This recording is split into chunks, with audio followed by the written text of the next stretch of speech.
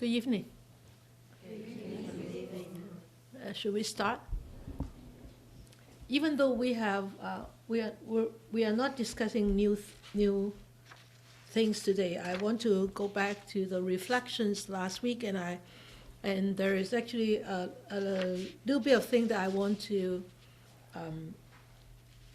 talk a little bit more before we go on to the next chapter. So, after last week, at least 3 persons came to me and told me that that talk last week was good, and they said, we read it, but I never noticed it. The flow chart, I made up. So because you told me so I make you read it again. Okay, so but today we will just start from page 101. And actually there is we start from the top of page 101 and all the way to the back. Okay, we will just read that again. So hopefully you will be able to remember a little bit more about this teaching, which is actually very important and crucial for the rest of your study, for the rest of your days in this life to study the Buddha's teachings. Okay, so let us start. Namo tassa bhagavato arahato samma sambuddhassa. Namo tassa bhagavato arahato samma sambuddhassa. Namo tassa bhagavato arahato samma sambuddhassa. Page 101. The final arrival at truth. Paravajja lies in the repetition, development, and cultivation of those same things. In this way, Paravajja, there is the final arrival at truth. In this way, one finally arrives at truth. Okay? So you remember a little bit more? Okay. So I want to bring your attention to page 101. 101 in the first paragraph and in the second paragraph, he says here, there is the final arrival at truth. In this way, one finally arrives at truth. In this way, we describe the final arrival at truth. Actually, I look at this just this afternoon. I reread the passage over and over again. I look at this, and this is actually, I feel that it is actually also a representation of the Four Noble Truths in here. This is the final arrival at truth, so this is dukkha. Okay? Remember when we study, of course this is not dukkha, this is bliss. When we study the bringer of light, the first chapter, and bringer of light, remember when we talk about the Four Noble Truths, there are 12 aspects of the Four Noble Truths. Remember that? The 12 aspects. This is dukkha, right? And this is the origin of dukkha. And the origin of dukkha is being seen. Remember that? Something like this. It's the 12 aspects of the Four Noble Truths. If we look at dukkha, that means sufferings. It says, this is the noble truth of suffering. That means this is dukkha. And then the noble truth of suffering is to be fully understood, right? Remember? And then the noble truth of suffering has been fully understood. So that is the third. So Because of Four Noble Truths, 3 times 4 is 12. So this, he said, this is the final arrival at truth. In that way, one finally arrives at truth. That means one finally understands the truth, the arrival to truth, okay? If you want to go back, it's actually page 76 about the Four Noble Truths. So one finally arrives at the truth. In that way, we recognize the final arrival of truth. So the noble truth of suffering has been fully understood. That is 1, 2, 3, 4, 5, 6, 7. Paragraph 7, where there is a footnote of 33, double 3 there. So this is the final liberation. It's just like the Four Noble Truths. The last Noble Truth is what? The complete eradication. The complete eradication of sufferings. And this final arrival of truth, that means the complete eradication of sufferings, right? And then that way, in that way, one finally arrives at truth. That means the path that allow one to arrive at the truth. When one arrives at the truth, one understood, right? The path to that truth, yeah? So the path to, this may sound a bit, the path to the truth before getting to the truth is suffering? Because I'm not trying to be pedantic, but is there good desiring and bad desiring? Like this is good desiring. Of course, yeah, of course, yeah, of yeah. course. But Yeah, wholesome desiring. Yeah. Yes, yes, yes. When he talk about desire in here, it's wholesome desiring.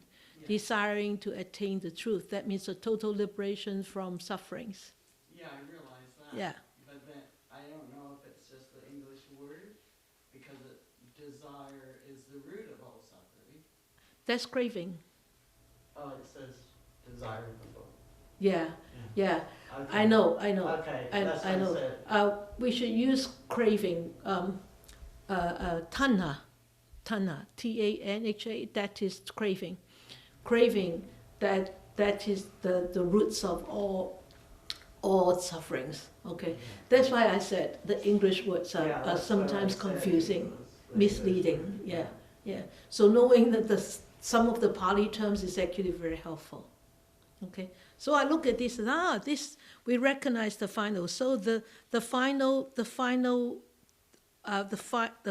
arrival at the truth is being understood and has been fully attained. So that is actually, you can see, anywhere you look at it, you can actually apply the Four Noble Truths in it. Okay, I didn't put that into the slide because I already actually prepare everything. So we are talking about this preservation of truth and the discovery of truth. Tonight is actually a discussion. I want more discussion about this little chapter. And the final arrival of truth. So the whole thing is about the word truth. Right? So what is this truth?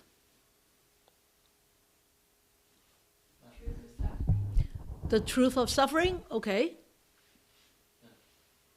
That there is no right or wrong, like there's two sides to the truth. Or... Okay, two sides to the truth? Ooh. Well, maybe not the truth. Two sides to everything, you mean? Yeah. Okay. All right. I think seeing things as they really are. That's good. That's good. See things as it really is. And so this truth is talking about what? The nature of existence of all phenomena, right? Mm-hmm. Agree? The nature of existence of all phenomena. That include what? That include us? That include this? anime and inanimate, right? So we are the anime ones. So this nature of existence, what are the concepts behind this nature of existence? Which three concepts? I'll give you a big hint already. Okay. Greed, hate, and delusion. No.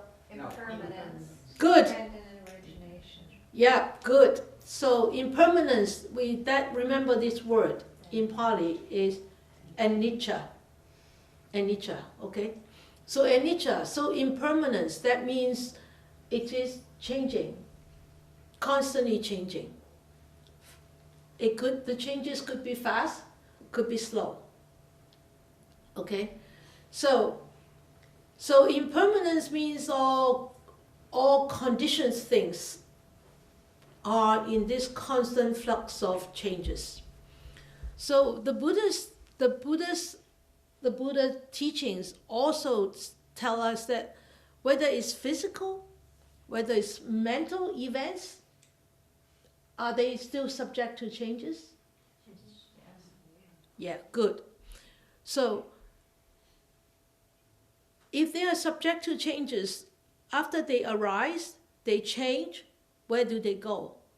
Would they pass? Would they pass away? Are you sure? No? You're not sure whether they will pass away? They change to the other form. Yeah, they change to another. Not just disappear, exactly. So it has to go somewhere. Yeah. Or do something. Yeah. Okay. But it disappears from that mode of existence. Okay, like this. If this keeps on changing, of course these things, the changes are very subtle. It's very difficult to actually see it with our human eyes, right? Unless you have a Dhamma eyes, or eyes with wisdom, like in the Diamond Sutra sets, then you'll be able to see the subtle changes that's pertaining to this inanimate things. But eventually, this will break down, eventually. But it doesn't really completely disappear. It changes to become another form. It becomes pulp, or mushy, or we ground it down, become whatever. We put it into our soil, and it changes the soil too, right? So we human life actually embodies also this kind of changes. Whether we like it or we don't like it, it is the fact. It is the truth. Yeah, the truth. So this is one part of the truth. So what is the second real fact about this truth? Dukkha. What is dukkha in English? Sufferings, dissatisfactions, unhappiness. What else? Death. Yeah, of course. Yeah, if you don't accept death, death could be a suffering. Well, so many more, right? So dukkha means dissatisfaction, unsatisfied, suffering, pain, unhappiness. So is dukkha just mental? No. Can dukkha include physical? Of course. So physical dukkha, can you give us an example? Pain. Just physical pain. What else? We are all going through. Aging! Wow, big thing. Okay. And do you consider aging as pain? no, dukkha. Dukkha, okay. Not pain, dukkha. I don't consider aging as pain. Sorry, Jitsa. I think it's happy. But it could be dukkha if you don't like it. Yeah? If you don't accept it, right? And of course, dying, right? So can we actually avoid from this dukkha? Can we avoid all the dukkha? Not until we reach enlightenment or, Arrival at the truth. yes, thank you. But I think to some extent we could actually liberate ourselves in somehow, to a certain extent, maybe a little bit, right? A little bit at a time. We could. I think we could. As long as we, yes, If you, like, having a challenge or feeling unhappy is what creates change, movement. yeah, And so if you're not ever suffering, then you're not, I would think that you'd just get kind of moldy. moldy. Moldy. Oh, okay. Because you wouldn't be, there's no challenge. So that's why it's like Bob said, it's two sides to a coin, isn't it? It's duality. So when life is too sweet and sound, you don't strive. Yes. Yeah, Right? that's that's what I'm striving to Yeah. understand. But some people, when they experience dukkha, they turn dukkha into a tool for them to strive forward. But some people could react to or could deal with dukkha with the other way, going backward, Oh, okay. right? Yeah. So we could liberate ourselves by not having as much attachments. Of course, right away. Yeah. Okay. Yes, Paul. We can help by not constantly reacting. Yeah, and multiplying the dukkha. Yeah. So you can, in a way, I won't use the word control the dukkha, but you can definitely have an influence on it. Influence the dukkha, accept the dukkha the way it is, and still be happy. Yeah? So we could eliminate dukkha by not being as judgmental. Judgmental? Of course. Okay, so dukkha. So the last one is anatta. Anatta, what does anatta mean? No self. Pali term, please. Or Sanskrit term, please. Sunyata. Okay. So what does it really mean by anatta? It's actually we are all conditioned existence. What does it mean by conditioned existence? All things have to come together to create a condition. To create one thing. Yeah, All conditions have to come together to create one thing. one thing or All- an event. Yeah, all things have to come together to create this so-called book. The Goldilocks effect. Goldilocks? Yeah. Just right. Oh, I heard that somewhere. What does it mean? They said that the earth is where it is because of the Goldilocks effect. It's just right, not too cold, not too hot. Oh, really? Yeah. Goldilocks. Yeah, I heard it somewhere. Just a lot. I don't know From a what. fairy tale about the It's a fairy tale? three bears and the girl stealing porridge. Oh. This one's too hot, this one's too cold. Oh, really? This one's just right. Her name was Goldilocks. Oh, I see. Okay. Goldilocks. Okay. Yeah, Goldilocks. The right kind of Goldilocks. So that means is there true self? Is there true me existing? No. I'm just a whole bunch of conditions all come together at the right time, at the right in the right place. You know, the right conditions all come together that make certain thing the way it is. So, well, and Nietzsche and dukkha apply to all conditioned phenomena, right? All conditioned phenomena.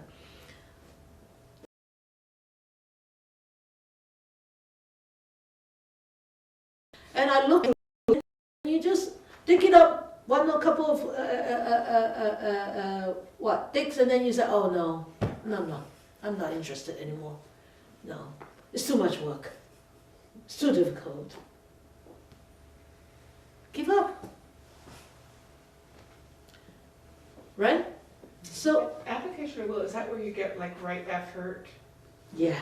Yeah. Yeah, right effort. You put it in the right place. Yeah. Determination.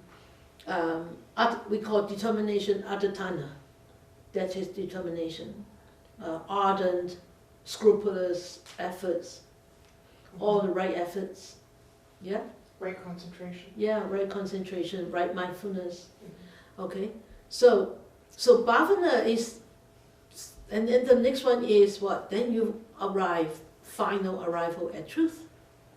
It so happened that I actually looked at this and I thought, wow, I could actually divide this into these 3 levels of wisdom. Of course, with faith, with visiting, you need application of will too. Right? If you don't have will, you won't go and visit. Right? You won't go and pay respect. So I think these all 10, 14 factors, they actually correlate with each other. They are not just like this, go that to that to that. No, it's like a circle, and this goes there, and that goes there, and that goes there. It's like the that's like the Eightfold Noble Path. They are all interconnected with each other. And they all support each other. Okay? So Bhavana Mayapana comes at the end because this is the prime importance of that is very important for realizing the truth. So I see this is a really, really strong network for us to actually practice.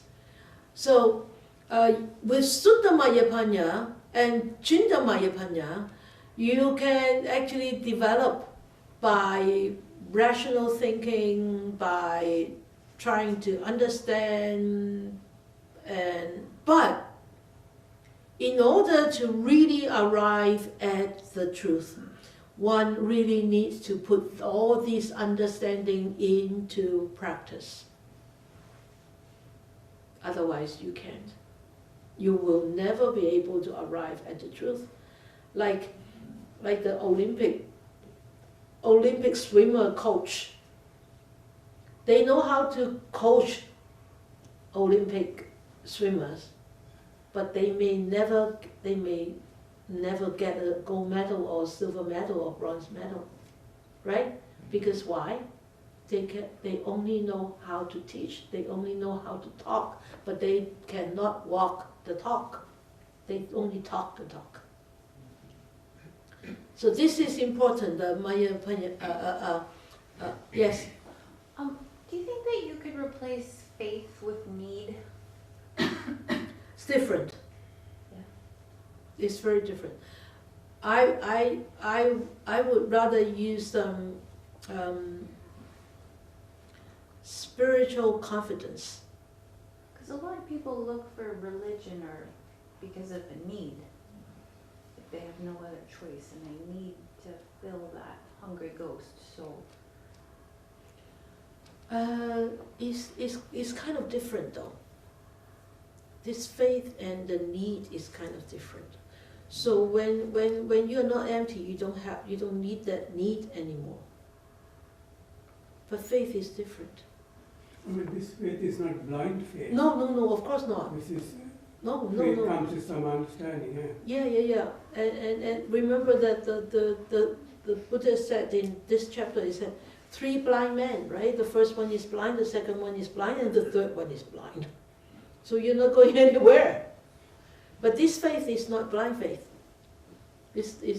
You have to scrutinize the teachings, you have to scrutinize the teacher, you have to investigate the teacher, you have to investigate the teachings. I think the faith, like, you have to hear something of the Dhamma somewhere. And I think the faith actually is part of the network. Like you will gain more faith as you do Of course, all of these things, yeah. right? So maybe it's just the faith in being able to learn and to memorize and your own faith, like to be able to do this. The most important person is yourself. The faith is actually not in anybody else. It's the faith in yourself, the faith in the Dhamma, because you are also a part of the Dhamma. You are also a part of the Dhamma, right? Is it the acceptance to strive even though you don't understand it all? Faith? Yes. It could be. Yeah. It could be. That's a good. For There's faith, to me, it's sort of, it sounds true. I don't know for sure, but It sounds true. It rings true to me, so I kind of think, okay, I think Yeah. I want to follow this because it's something that, Just like what I said Makes just sense. now. Oh, wow, yeah. The Buddhist teachings talk about cause and effect, the law of causation. It's right. It seems to be okay for me, so I will go and have a look at it. So that's the beginning of faith, right? you don't know for sure. I guess I'm just curious because most people come from a place of hurt looking for wisdom, right? Not necessarily. I guess maybe that's my North American view of it. A lot of people here end up going to faith because they're hurting. Okay. Not because of faith. Like, to me, it would be more they're hurting and that need is not being met in their lives, and which would then teach them to, or bring them to this. But they got to have faith in order to start, even though there's the need is there. If they do not have the faith, they won't start. They won't start to practice in that particular practice. I would call it more hope. We can call it anything. You hope you're right. Yeah. One thing that wasn't discussed, I think, is faith in the teacher, right?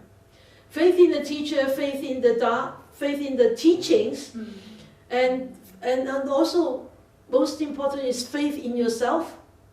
That I can do this, I can walk on this path, and I can be liberated from my sufferings.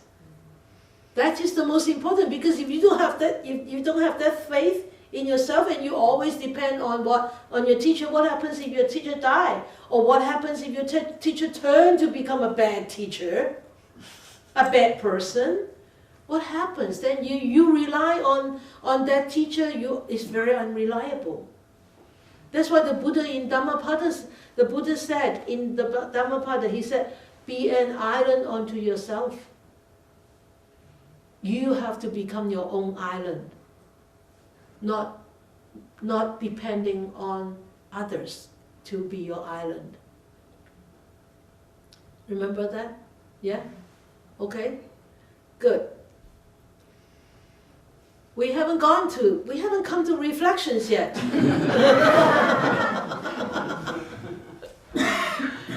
Right on schedule. Yeah, we were right on schedule, very good. Okay, faith. So these are the 14 factors in this seeking of the truth, arrival at the truth. And you can see that I put them into different colors, how I actually put them into the last category of different categories of wisdom. The first 5 is in blue is Sutta Mayapanya, and the next 5 in green is Cinta, Cinta, C-I-N-T-A, Cinta Mayapanya, that means the mind. And then the last 4 in red are Bhavana, Bhavana Mayapanya, the cultivation of ultimate freedom, cultivation of ultimate wisdom. Okay, so So now let us come to the reflections. Of all these, which one appeals to you most?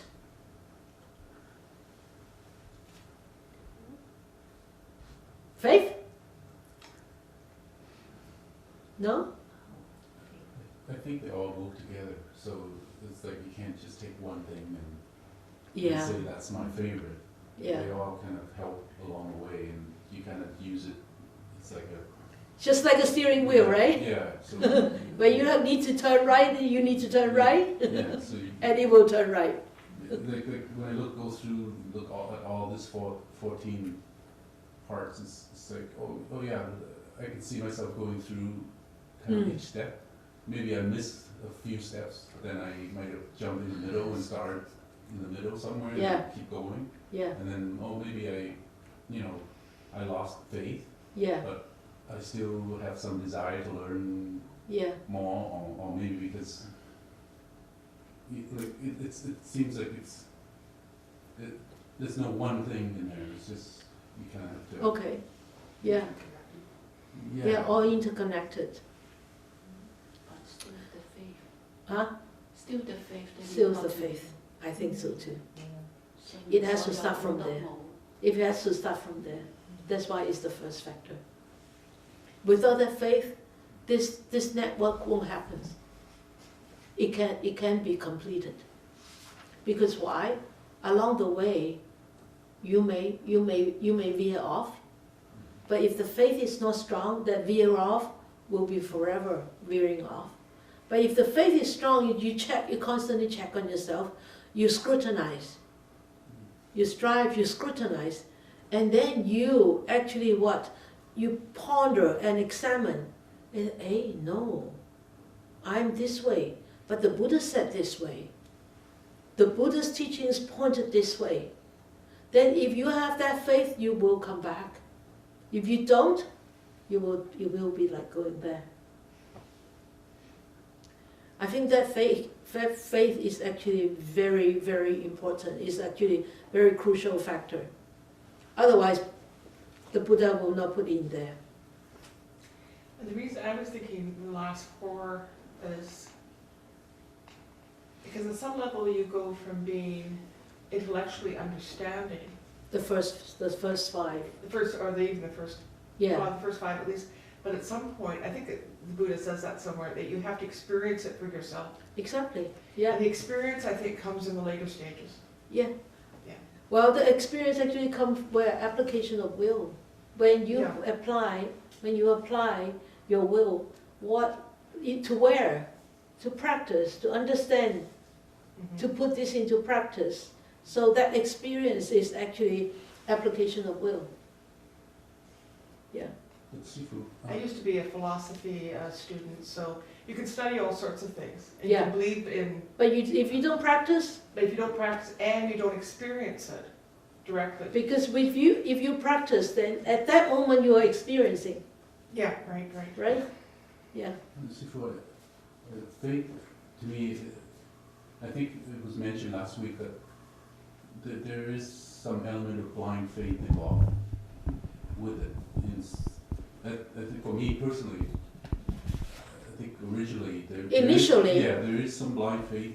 Initially, In a lot of things that I've done since I've been here, yeah. that I kind of go, I'm not really sure about that, but Could be true. like one example is the reciting The sutra, yeah. You know, at the beginning, to me, it's like I don't even understand what I'm reading. Why am I reading it? But you said and Buddha said, that you should do this. Yeah, So I just do it anyway. yeah, But now, as I do it regularly, yeah. You understand things start more. to Yeah. It's just kind of osmosis kind of thing. Yeah. You don't even realize how and why, but Yeah, it's working. But Yeah. you start to kind of yeah. get more. Yeah. So initially it was I think we all when we start this, we all do have a little bit of blind faith to start off with. We all have to. Because we don't understand the teachings and we come to explore. Explore. That would be a good word to replace faith. Right? Explore. And we explore, and the more we explore, the more we understand. The more we understand through our own experience, the more we will what? Explore, the more faith we will have. You know, then that's why it says, right? That's why he says, can we go on? I don't want to stop here. Can we finish this? Okay, because we don't have any of those. What? No curfew, right? I'm good till midnight. Okay, good. Okay, all right. Okay, don't worry. I'll give you 6 hours of sleep tonight. Okay, so, all right. I think we should go. We should go on. Finish this off tonight. So, of all these stages, where are we? We are everywhere. We are everywhere, and sometimes we are nowhere. Right? If we lost our mind, if we lost that bhavana, not just bhavana for panya, but bhavana is like daily cultivation. We are nowhere. So where are we? We have to constantly examine ourselves. Where are we today? Where am I today? Where am I going today?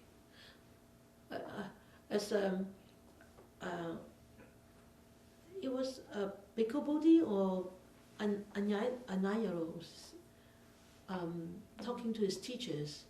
His teachers said, are you walking away from sufferings, or are you walking towards sufferings? So, is that and so you have to check yourself every day. Am I walking towards sufferings, or am I walking away from sufferings?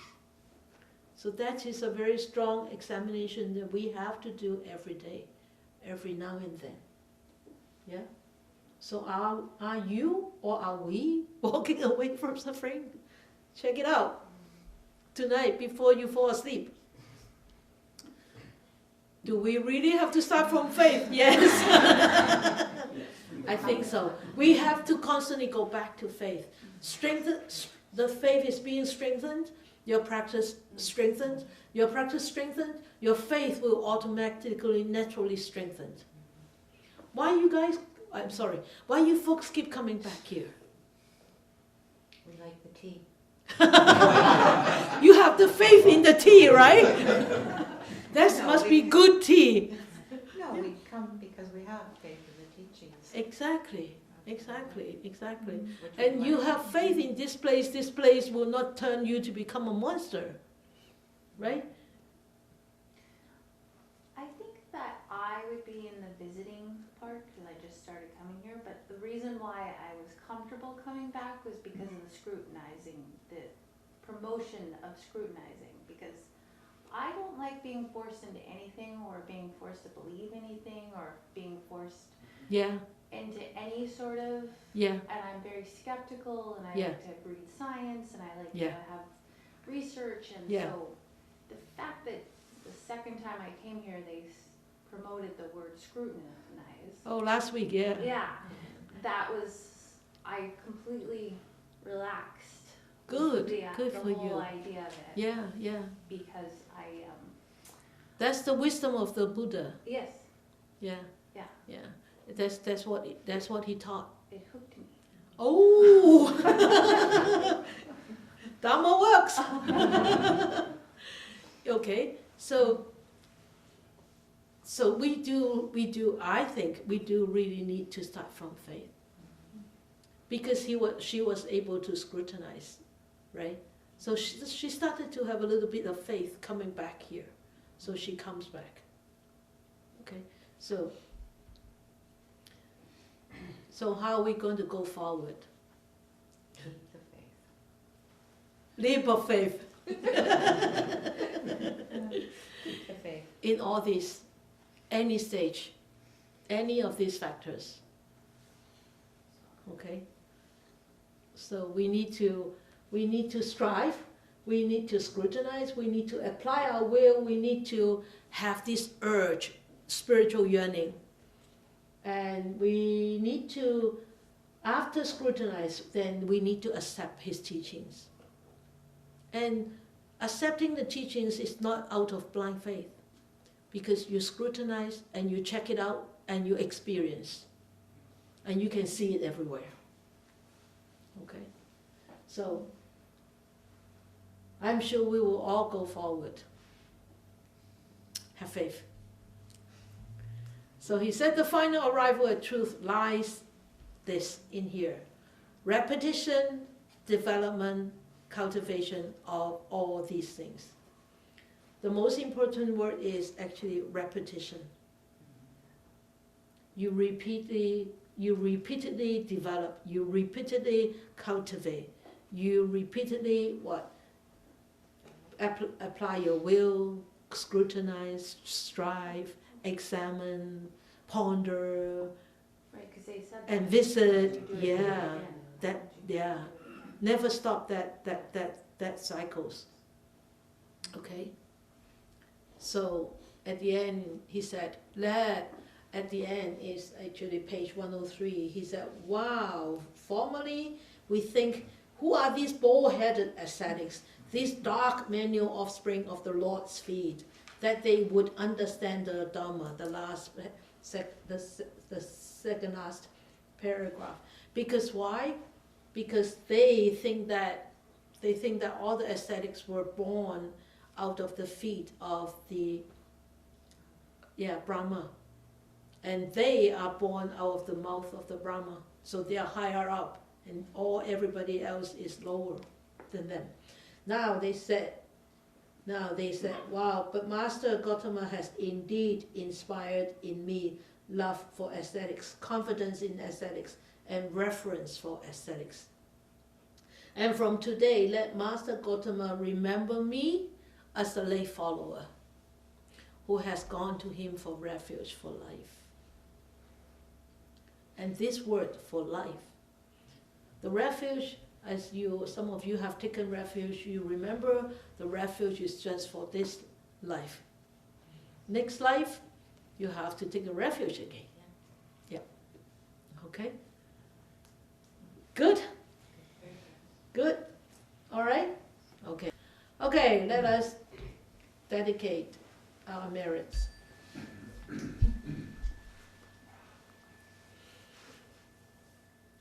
May these blessings extend to all, that we with all the other living beings together will attain the Buddha way. May we wish more and more people will encounter the wise words of the Buddha, study them, practice them, and help themselves to liberate from their own dukkha, and be truly happy, free, and peaceful.